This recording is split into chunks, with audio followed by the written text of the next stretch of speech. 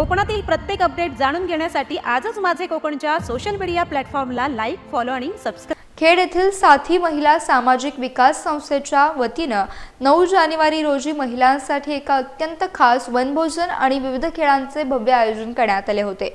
धावपळीच्या रोजच्या आयुष्यातून स्वतःसाठी काही वेळ काढता यावा आणि बालपणीत आनंदाचे सुवर्ण क्षण पुन्हा जगता यावे या उदात्त हेतूनं या कार्यक्रमाचं आयोजन करण्यात आलं होतं. या निमित्ताने उपस्थित महिलांनी आईचं पत्र हरवलं यासारखे पारंपरिक खेळ खेळून आपल्या जुन्या आठवणींना उजाळा दिला. निसर्गाच्या सुंदर सानिध्यात झाडाला झोका बांधून महिलांनी मनसोक्त आनंद लुटला.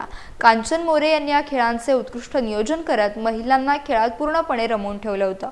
विविध गावांमधून आलेल्या शेकडो महिलांनी एकत्र मिळून स्वयंपाक केला आणि रुचकर वनभोजनाचा आस्वाद घेतला. पुन्हा एकदा बालपण अनुभवायला मिळाल्याने सहभागी महिलांनी मोठा आनंद व्यक्त केला.